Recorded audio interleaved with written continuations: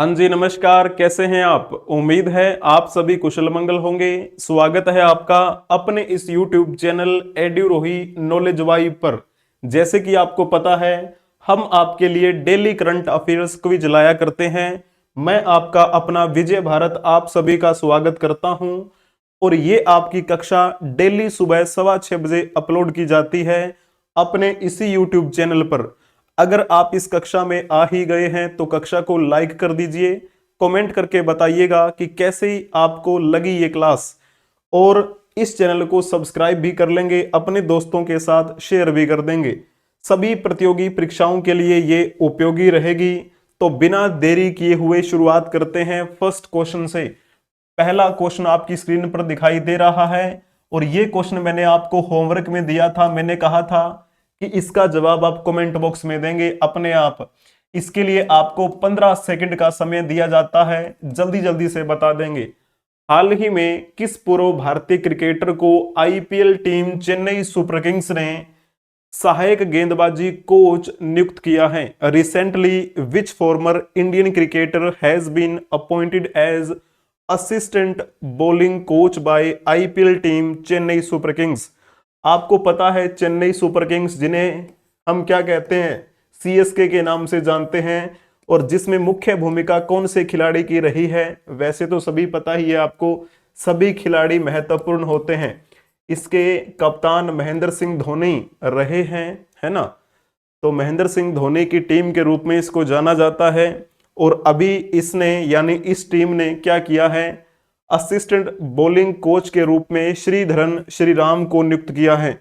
श्रीधरन श्रीराम के बारे में मैंने कल आपको फोटो दिखाई थी, हिंट दिया था मैंने आपको कि आप इस फोटो को पहचानिएगा और इस क्वेश्चन को बताने का आप प्रयास करेंगे। तो क्या क्या आपने बताया था इसमें?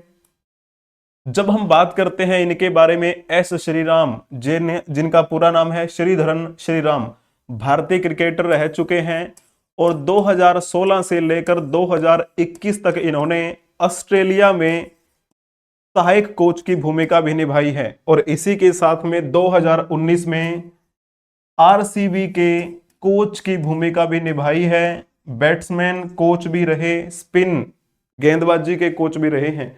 रॉयल चैलेंजर बेंगलुरु विराट कोहली की जो टीम है, आरसीबी टीम अभी तक आईपीएल का कोई भी खिताब नहीं जीत पाई है। वहीं जब हम बात करें सीएसके के बारे में यानी चेन्नई सुपर किंग्स के बारे में, 5 बार इन्होंने जीत हासिल की है। वो कब कब की बात है, वो बात मैं आपको यहां पर लिख देता हूं।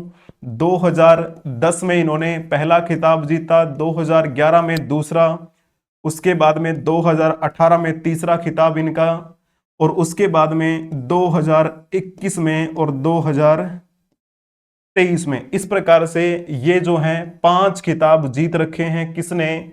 चेन्नई सुपर किंग्स वाली टीम ने, जिसके बारे में आपको पता होना चाहिए। ठीक है, और इस पर अगर आपको डिटेल में वीडियो देखनी हो तो अपने चैनल पे प्लेलिस्ट बनी हुई है। मैंने आईपीएल की पूरी गाथा सुना रखी है उसमें वाया एमसीक्यूज। ठीक है जी, तो वहां पर आप देख सकते हैं। लेकिन उसमें मेरा चेहरा दिखाई नहीं दे रहा होगा क्योंकि वो थोड़ी पहले की बात है। डिजिटल बोर्ड की सुविधा थोड़ी बाद में हुई। हालांकि अब आपको पता है आईपीएल शुरू होने वाले हैं और अब आईपीएल में आपको पता है सबसे महंगे खिलाड़ी कौन बिके थे, जिनके बारे में मैंने क्वेश्चन भी बनाया था, कम्युनिटी पोस्ट में अपलोड भी किया था। किसका नाम? ऋषभ पंत का नाम है ना। तो वो सबसे महंगे खिलाड़ी हैं इस बार 2025 का जो संस्करण होने वाला है उसमें। तो जैसे हम बात करते हैं इस आईपीएल के बारे में, आईपीएल का मतलब क्या होता है? Indian Premier League. Indian Premier League एक 20 ओवर्स का क्या है, ये फॉर्मेट है, जिसकी स्थापना किसके द्वारा की गई? बीसीसीआई के द्वारा की गई, भारतीय क्रिकेट कंट्रोल बोर्ड के द्वारा की गई। एक आपने नाम सुना होगा आईसीसी का, इंटरनेशनल क्रिकेट काउंसिल। विश्व स्तरीय क्रिकेट के बारे में रूल्स एंड रेगुलेशन बनाने का काम इसका होता है। कौन सी टूर्नामेंट कहां पर करवाई जाएगी, इसका काम होता है विश्व स्तरीय। लेकिन हम भारत की बात कर रहे हों तो भारत में जो नियमावली है वो कौन बनाने का काम करता है? बीसीसीआई करता है। ठीक है ना। तो इसी बीसीसीआई के द्वारा क्या किया गया था? स्थापना की गई आईपीएल की, यानी आईपीएल की शुरुआत की गई, आप ऐसा बोल सकते हैं। जितने भी क्रिकेट कंट्रोल बोर्ड बने हुए हैं पूरे विश्व भर में, सबसे अमीर क्रिकेट कंट्रोल बोर्ड है हमारे भारत का, जिसे हम बीसीसीआई के नाम से जानते हैं। इस बीसीसीआई की स्थापना कब हुई थी? दिसंबर 1928 में हुई थी।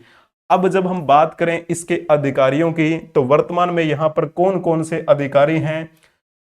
रोजर बिन्नी बीसीसीआई के अध्यक्ष की भूमिका निभा रहे हैं, यानी चेयरपर्सन है वर्तमान में रोजर बिन्नी। और ये रोजर बिन्नी वो हैं जब 1983 का वर्ल्ड कप हमने जीता था कपिल देव के नेतृत्व में, उस वर्ल्ड कप की टीम में शामिल थे हमारे रोजर बिन्नी। वर्तमान में बीसीसीआई के अध्यक्ष की भूमिका निभा रहे हैं।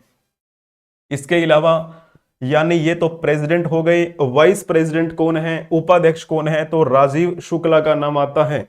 वहीं जब हम थर्ड पॉइंट देखने का प्रयास करेंगे तो क्या नाम लिखा है? देवजीत शैकिया। देवजीत शैकिया वर्तमान में सचिव की भूमिका निभा रहे हैं। और इनसे पहले सचिव कौन हुआ करते थे?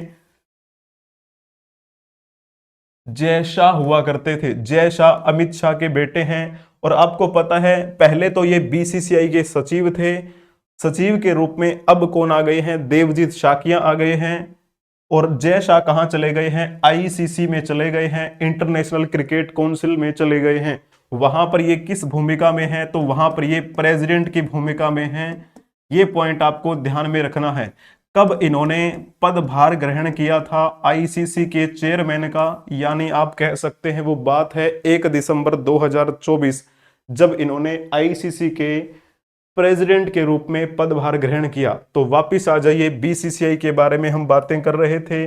बीसीसीआई में अभी और भी यहां पर क्या है, अधिकारियों के नाम लिखे हैं, लेकिन ज्यादातर आपसे यही पॉइंट्स पूछे जा सकते हैं। फिर भी थोड़ा देख लेते हैं।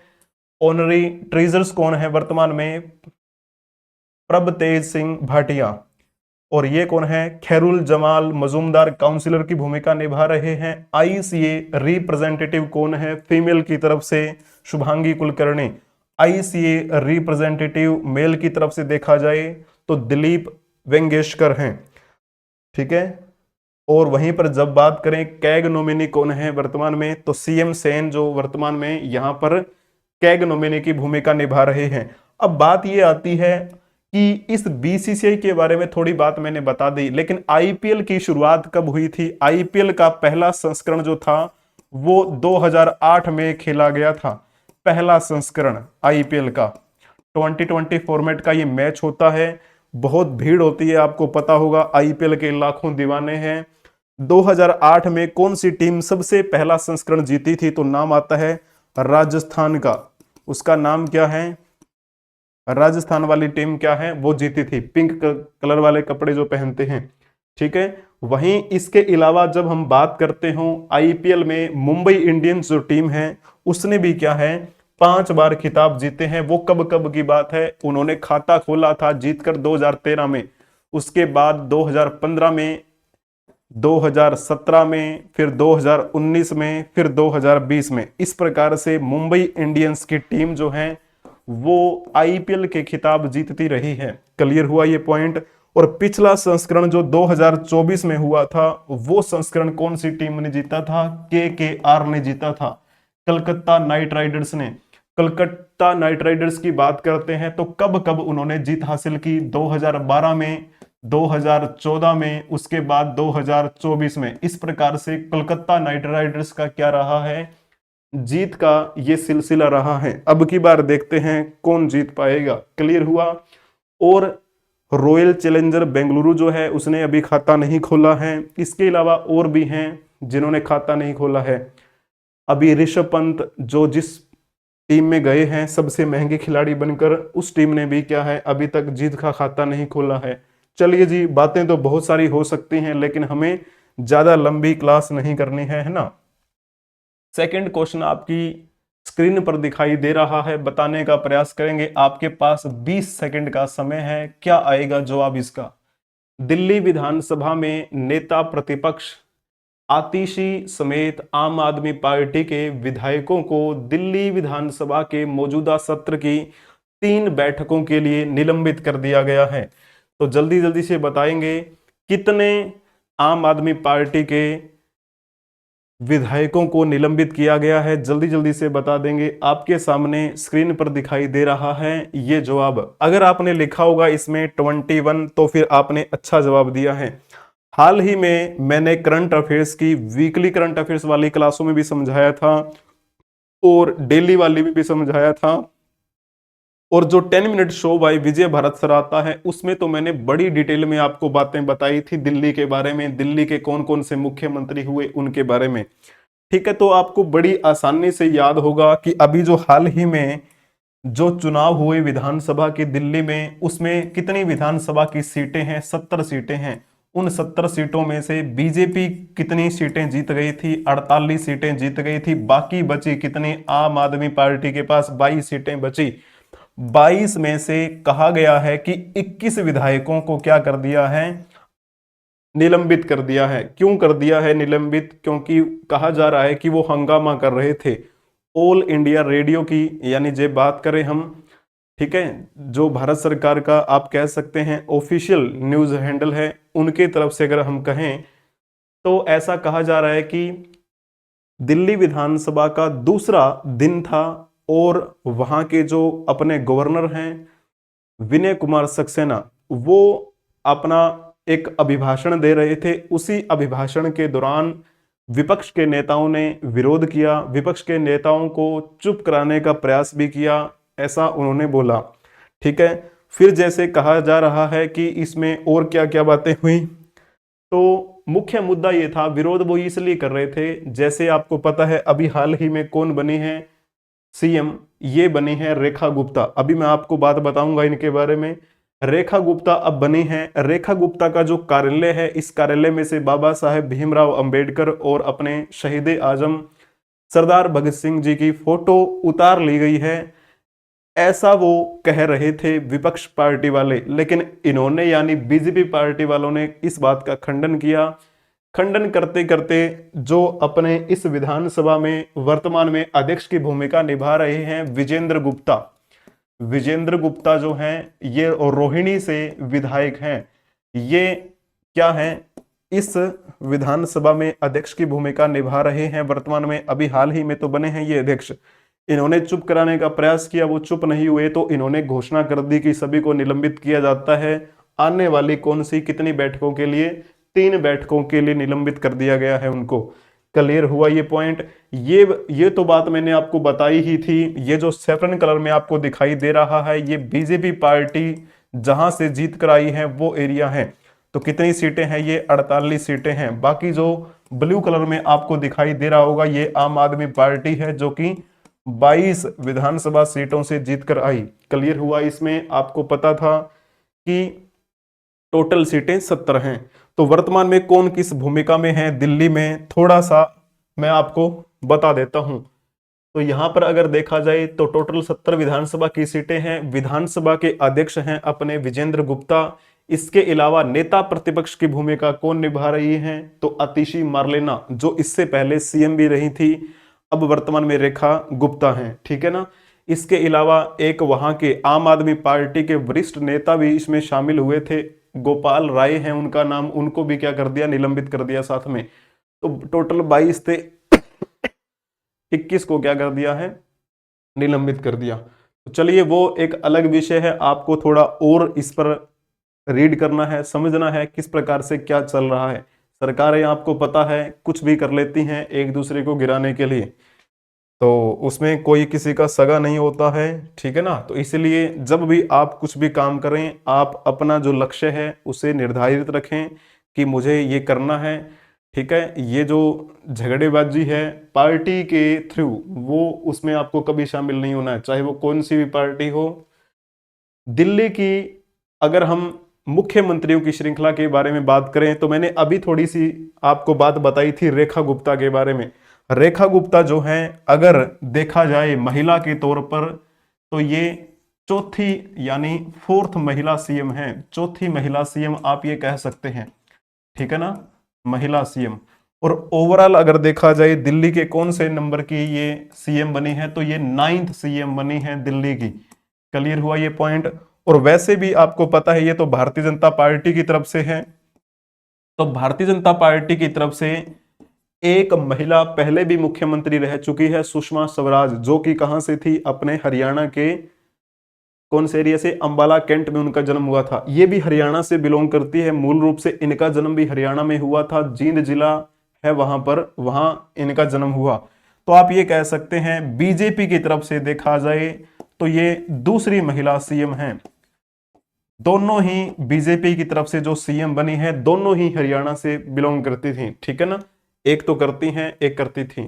तो ये पॉइंट आपको पता चल गया होगा। यहां से थोड़ी सी एक झलक आप देख लीजिए दिल्ली की मुख्यमंत्री बनने का जो सिलसिला है। सबसे पहले मुख्यमंत्री कौन थे, ब्रह्म प्रकाश थे, जो कि 17 मार्च 1952 से 12 फरवरी 1955 तक रहे। उसके बाद में दूसरे मुख्यमंत्री बने गुरमुख निहाल सिंह, जो कि 1955 से 1956 तक रहे।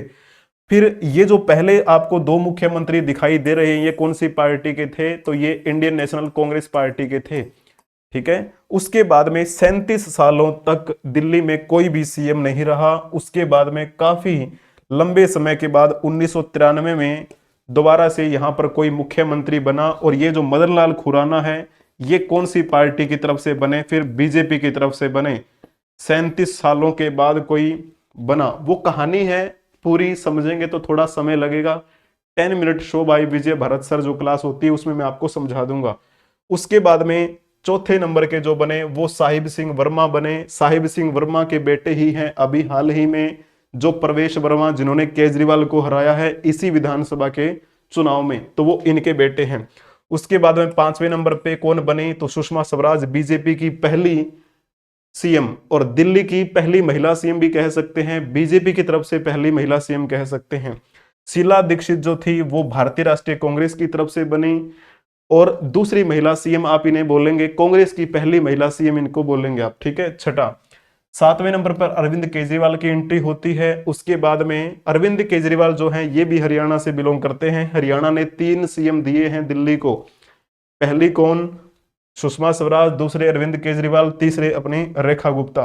उसके बाद 8वें नंबर पे देखा जाए तो आतिशी मारलेना जो है वो सीएम बनी। ये आम आदमी पार्टी की तरफ से बनी, आम आदमी पार्टी की पहली महिला सीएम, और वैसे ओवरऑल देखा जाए तो दिल्ली की तीसरी महिला सीएम ये बनी। उसके बाद में यहां पर 9वें नंबर पर देखा जाए तो ये 9वीं सीएम रेखा गुप्ता, बीजेपी की तरफ से दूसरी महिला सीएम। ओवरऑल अगर देखा जाए महिला के तौर पे तो ये चौथी महिला सीएम। तो इस प्रकार आपको मैंने वो बात बताई भी थी, आपने समझा भी होगा, जाहिर सी बात है। दिल्ली की बात चल रही है तो दिल्ली के साथ में ही एक सट्टा सा क्वेश्चन मैं पूछ लेता हूं।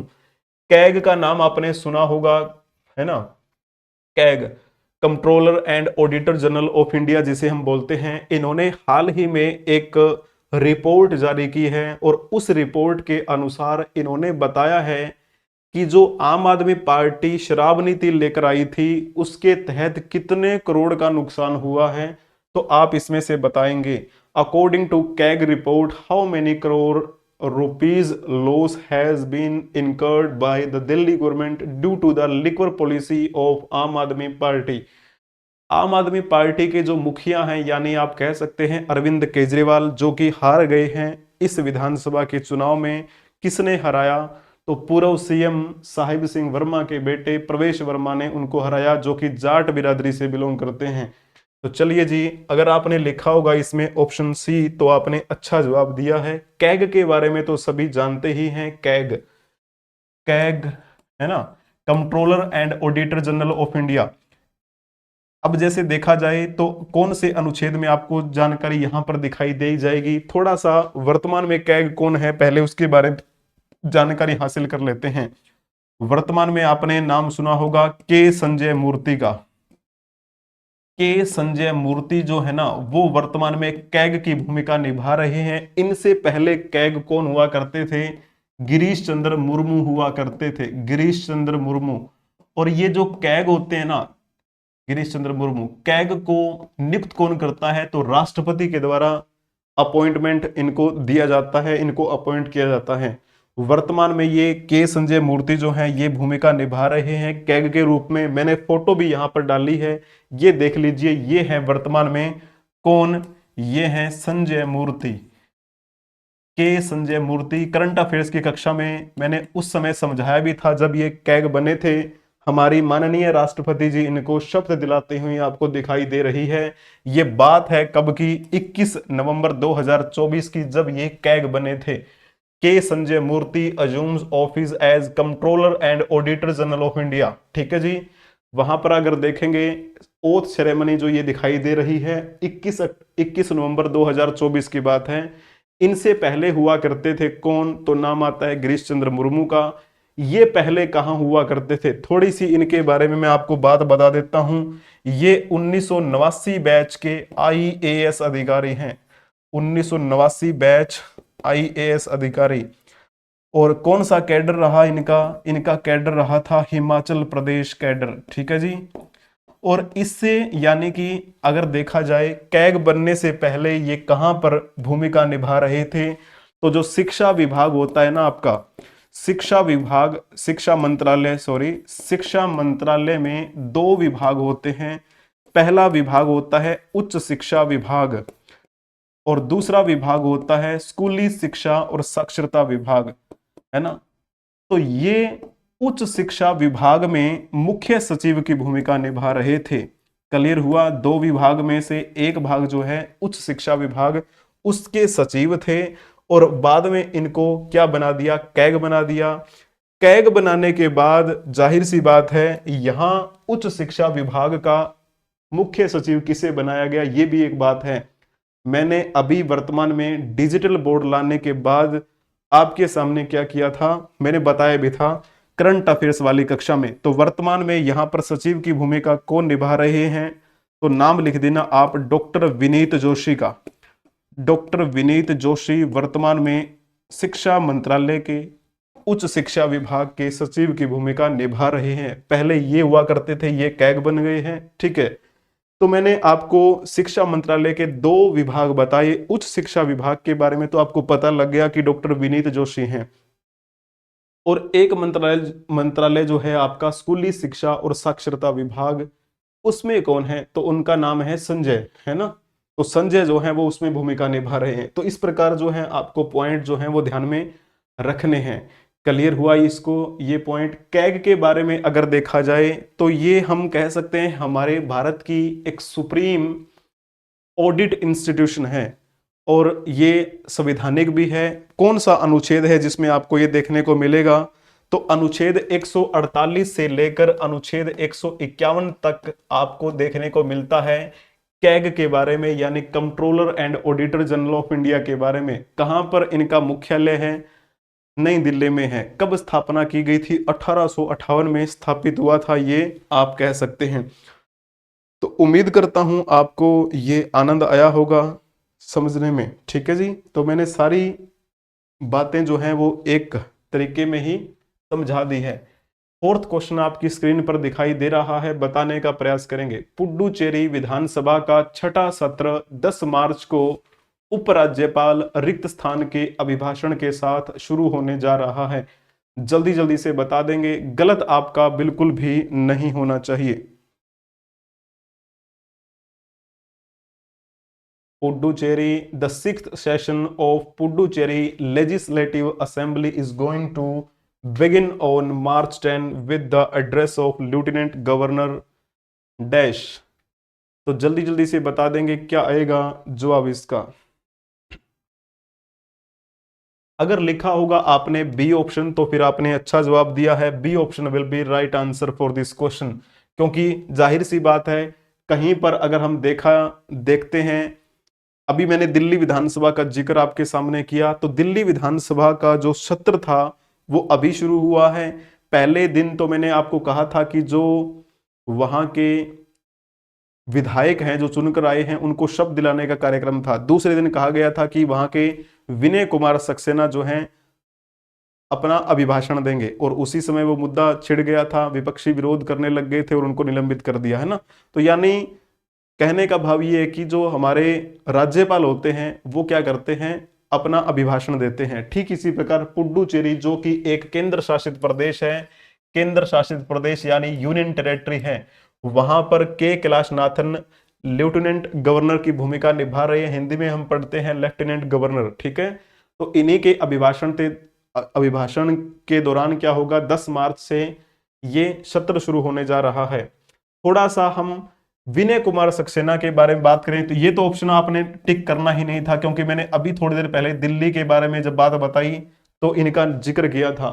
वहीं जब हम मनोज सिन्हा की बात करते हैं तो ये हमारी जो यूटी है ना, जम्मू एंड कश्मीर, 2019 में जब धारा 370 को तोड़ा गया था, जम्मू कश्मीर एक राज्य हुआ करता था उससे पहले तो जम्मू एंड कश्मीर को 2 यूटी में बांट दिया गया। एक का नाम जम्मू एंड कश्मीर केंद्र शासित प्रदेश रखा, दूसरे का नाम लद्दाख केंद्र शासित प्रदेश रखा है ना।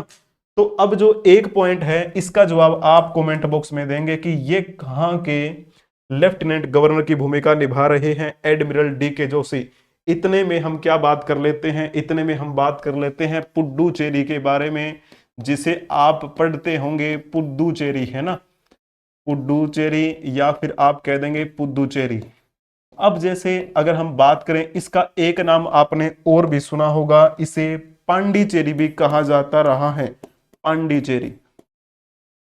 जब ये फ्रांसीसी अधिकार क्षेत्र में था, जब फ्रांस के लोगों का यहां पर दबदबा था, फ्रांस का ये उपनिवेश बना हुआ था ये क्षेत्र, तब इसे पांडिचेरी के नाम से जाना जाता था। और पांडिचेरी का जो नाम है वो नाम कब बदला गया था, तो ये बात है 2006 के आसपास की, जब इसका नाम बदला गया 2006 में। नाम बदलकर इसे क्या कर दिया गया, इसे हम पुडुचेरी कहने लग गए। ये वहां का विधानसभा का एक फोटो मैंने आपको दिखाया है, जब इसकी छठे सत्र की शुरुआत होने जा रही है 10 मार्च को। बजट की बात मैंने बहुत बार बताई है, अलग अलग जगहों पर बजट भी पेश हो रहे हैं। असम की बात की, मिजोरम के बारे में मैंने बताया था, गुजरात में डिजिटल रूप से उन्होंने बजट पेश किया है ना, असम में भी हो गया, ओडिशा के बारे में मैंने बताया। तो यहां पर भी क्या है, बजट पेश करेंगे, कौन करेंगे बजट, यहाँ के मुख्यमंत्री करेंगे, जिनका नाम क्या है, एन रंगासामी। सीएम की भूमिका कौन निभा रहे हैं पुडुचेरी में, तो एन रंगासामी का नाम आता है। एन रंगासामी जो हैं, इन्हीं के पास क्या है, वित्त विभाग है, वित्त विभाग भी इन्हीं के पास है। तो यही क्या करेंगे, यही बजट पेश करेंगे। अभी तो आज आपको पता है क्या तारीख है, 27 फरवरी है आज, तो कुछ दिन बाद यानी करने वाले हैं ये बजट पेश 2025-26 का, यानी सेशन का 22 मार्च को पेश करेंगे ये। आपने ऐसे कई एग्जाम्पल देखे होंगे जहां पर मुख्यमंत्रियों के पास ही वित्त विभाग होता है और वही क्या करते हैं, बजट पेश करते हैं। इसका एक एग्जाम्पल मैंने करंट अफेयर्स की कक्षा में ही आपको बताया था, मिजोरम के बारे में। मिजोरम के वर्तमान में मुख्यमंत्री हैं आपके लाल दुहोमा, जो कि वित्त मंत्रालय को संभाले हुए हैं, और वो आने वाली 3 मार्च को बजट पेश करेंगे। तो वो भी आपको पता ही है। ऐसे बहुत सारे एग्जाम्पल मिल जाएंगे जब सीएम के पास ही क्या होता है, वित्त विभाग होता है। इस पुडुचेरी के बारे में थोड़ा सा मैंने आपको डीपली समझाने का प्रयास किया है, यहां पर देख लीजिएगा। पुडुचेरी जो एडमिनिस्ट्रेशन ऑफिस है ना, उनकी ही ऑफिशियल वेबसाइट पर मैं गया था, वहां से मैंने ये फोटो देखी। उन्होंने अपने तरीके से यहां पर लिखा था इस पुडुचेरी के बारे में। एक तो एरिया ये बताया है इन्होंने, क्या है ये, यनम पुडुचेरी का एरिया है, यहां पर पुडुचेरी लिखा ही हुआ है। ये करैकल जो है ये भी इसी के अंतर्गत आता है। एक क्षेत्र ये रहा माहे। तो मैंने जो 4 कलर यहां पर टिक किए हैं, ये किसके एरिया हैं, तो ये पुडुचेरी का एरिया आता है। इसी पुडुचेरी एरिया को, यानी इसे पोंडिचेरी भी मैंने कहा था, कह दिया जाता है, पोंडिचेरी भी इसे बोल देते हैं, लेकिन ये पुराना नाम है वैसे पोंडिचेरी। इसको थोड़ा सा बड़ा कर करके इसने दिखाया है। सबसे पहले इस यनम वाले एरिया को, जो यहाँ पे दिख रहा है ना आपको रेड कलर में, देखो छोटा सा बिंदु, इस रेड कलर को थोड़ा जूम करके देखेंगे तो ऐसा दिखता है, ये है आपका यनम का एरिया। जब हम इस क्राइकल में देखेंगे, रेड कलर में जो दिखाई दे रहा है आपको, इसको देखेंगे तो ऐसा एरिया दिखता है। यहाँ पे माहे कहां पर है, ये माहे रेड डॉट में आपको दिखाई दे रहा होगा थोड़ा सा। इसको जूम करके देखा तो ऐसा एरिया दिखता है। ठीक इसी प्रकार जब हम बचे यहाँ पुडुचेरी के बारे में, तो इसको थोड़ा जूम करके देखा तो ऐसा एरिया यहाँ पर आपको देखेगा, थोड़ा थोड़ा अलग अलग थलग सा, है ना। तो इस प्रकार ये पुडुचेरी के बारे में कहानी थी। इन्हीं एरियाज को थोड़ा सा जूम करके इन्होंने बताया है। इनकी ऑफिशियल वेबसाइट पर आपको देखने को ये मिल जाएगा। ज्यादा बड़ा एरिया नहीं है। एरिया कितना है तो 479 वर्ग किलोमीटर में फैला हुआ है। 479 स्क्वायर किलोमीटर में फैला हुआ है। ठीक है। और यहाँ की जनसंख्या के बारे में कहा जाता है कि 12,44,464 कितनी यहाँ पर क्या है जनसंख्या है। जनसंख्या ये उन्हीं की ऑफिशियल वेबसाइट पर जो डाटा लिखा था मैंने वही बताया है। ठीक है ना। इस प्रकार से आपको जो पॉइंट है वो पता होना चाहिए। पुडुचेरी की राजधानी के बारे में तो सभी को पता है कि राजधानी भी पुडुचेरी ही है। सीएम के बारे में मैंने बता दिया, एन रंगासामी, जिनके पास वित्त विभाग है। वो आने वाली 12 मार्च को बजट पेश करने वाले हैं। और इसी के साथ में के कैलाशनाथन वहां के लेफ्टिनेंट गवर्नर की भूमिका निभा रहे हैं। उन्हीं के अभिभाषण से क्या होगा, पुडुचेरी विधानसभा का छठा सत्र शुरू होने जा रहा है 10 मार्च को। तो इस प्रकार की जो कहानी थी वो मैंने आपको बताई है। इस एरिया में जाहिर सी बात है तमिलनाडु के साथ टच कर रहा है तो तमिल बोली जाती है। इस साइड में टच कर रहा है तो यहाँ पर आपको मलयालम देखने को मिल जाएगी। यहाँ पे टच कर रहा है तो तेलुगु तमिल का एरिया है ये। तेलुगु तमिल मलयालम भी बोलने को मिल जाती है। थोड़ा सा जिक्र मैंने किया था ये कि फ्रांस के अधिकार क्षेत्र में था पहले कभी। तो फ्रांसीसी लैंग्वेज जो है, फ्रेंच जिसे बोल देते हैं, वो लैंग्वेज भी यहाँ बोली जाती है। इंग्लिश लैंग्वेज तो कॉमन है ही, वो भी आपको बोलने को मिल जाती है।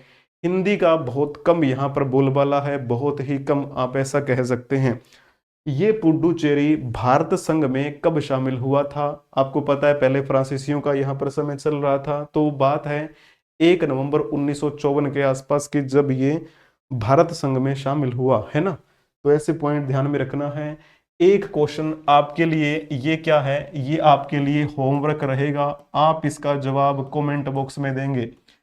जब हमने वीकली करंट अफेयर्स की कहानी शुरू की थी, 26 जनवरी का दिन था 2025 का ही। अब की बार मैंने उसी दिन एक क्वेश्चन ऐसा ही समझाया था। हालांकि ये तो अलग बात है, ये तो समापन हुआ है। आपको वैसे बताना है कि समापन कब हुआ है। विश्व का सबसे बड़ा आध्यात्मिक और सांस्कृतिक समागम महाकुंभ को अगर देखा जाए तो कब ये समापन हुआ है? महाशिवरात्रि के अवसर पर महाकुंभ की बात हो रही है। कितने सालों के बाद आया है ये अवसर? 144 वर्षों के बाद आया है ये अवसर, है ना। तो इसके बारे में मैंने आपको बहुत अच्छे तरीके से कहानी सुनाई थी करंट अफेयर्स की उस कक्षा में, जब हमने पहली बार वीकली करंट अफेयर्स की कक्षा की थी 26 जनवरी वाले दिन। ऐसी फोटोज आपने देखी होंगी सोशल मीडिया प्लेटफॉर्म के माध्यम से, है ना। बहुत सारी चर्चाएं भी सुनी, बहुत से लोग वायरल भी हुए, आईआईटी बाले बाबा और इसके अलावा और एक महिला जो थी, है ना। कुछ ऐसे अच्छे लोग भी वायरल हुए, है ना। कुछ ढोंगी भी वायरल हुए। और ये जो कंसेप्ट मैंने आपको बताया था, हरिद्वार में कुंभ, प्रयाग में कुंभ, नासिक में कुंभ, उज्जैन में कुंभ, इसके बारे में मैं आपको जरूर बताऊंगा। लेकिन आपको क्या है, थोड़ा सा इसके बारे में जान लेना है। जब हम पुष्यभूति वंश की बात कर रहे होते हैं, पुष्यभूति वंश जिसे वर्धन वंश के नाम से जाना जाता है, उस वंश के समय में एक राजा हुआ करते थे हर्षवर्धन। हर्षवर्धन 16 साल की उम्र में गद्दी पर बैठे थे। 590 ईस्वी में जन्म हुआ था। 606 ईस्वी में गद्दी पर बैठे इनके भाई राज्यवर्धन की मृत्यु होने के बाद। और इन्हीं के समय में एक चीन का यात्री आया था, आपको ध्यान में होगा, चीन का यात्री।